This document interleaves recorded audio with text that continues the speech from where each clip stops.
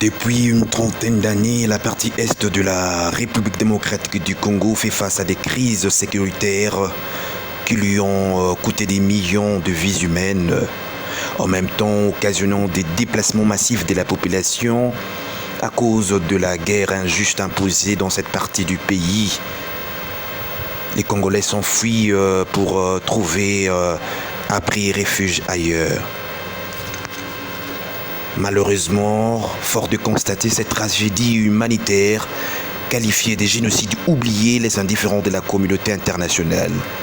Au contraire, encourage les ennemis de la RDC à perpétuer leurs crimes à l'Est et à piller le minerai des Congolais. Les Caressons et les mouvements rebelles, le M23 et l'AFDC de Corneille Nangaa, appuyés par l'armée rwandaise qui font la guerre contre le vaillant militaire de FARDC dans la partie nord du Kivu, précisément dans la ville de Goma, causant une fois encore des dégâts, des pertes de vies humaines, des blessés et des déplacés. C'est dans ces contextes que Calais Productions, Net, Média en ligne, a tendu le micro à des Congolais à Kinshasa et pris de la situation difficile que traverse la population de Goma, ont apporté leur soutien indéfectible à nos vaillants militaires de FARDC et accompagnent les efforts du premier citoyen de la République, Félix Antoine Tshisekedi, de ramener la paix à l'Est. Suivez. À l'Est, nous avons nos frères et sœurs qui se sont engagés. Un petit message d'encouragement par rapport à ces messages que le président a tenu récemment. Oui, je pense que voilà, nos encouragements, on est vraiment en union des prières et des cris avec nos frères de l'Est, nos frères de Goma. Et notre prière est que nos frères de l'autre côté puissent profiter des occasions comme ça, comme ce que nous sommes en train de vivre ici, qui est à Goma aussi, les gens puissent vivre des événements comme ça, quoi.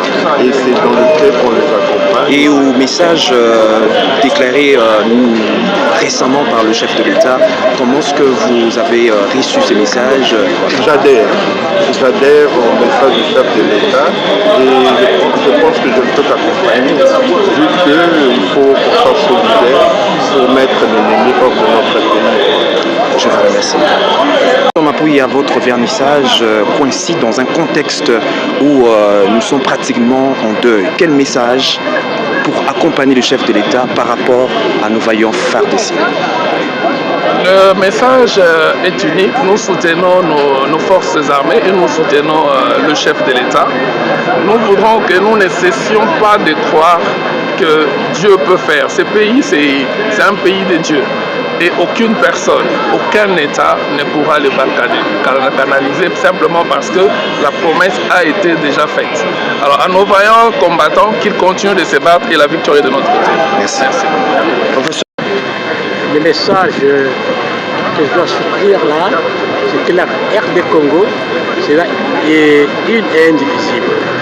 Personne ne pourra venir balkaniser la RD Congo. C'est impossible.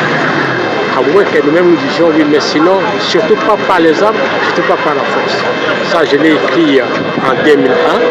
Quand on a tenté de balkaniser depuis la France, j'avais écrit que la RD Congo ne sera jamais balkanisée tant que nous n'aurons pas décidé. Et ça, c'est un petit moment de l'histoire, ce qui est arrivé à Goma, ça va passer. La RD Congo restera une et indivisible. Et nous, des soutiens forts au FARDC, à la population congolaise, au chef de l'État, à tout, parce que nous sommes appelés à être unis. Ça n'a rien à faire. Comme Mobutu le disait, Tata Moko, Moko et Kolobo, Moko. Donc on peut tout faire et tout dire. Personne ne pourra venir diviser ces pays. Si pas aujourd'hui, demain on les récupère.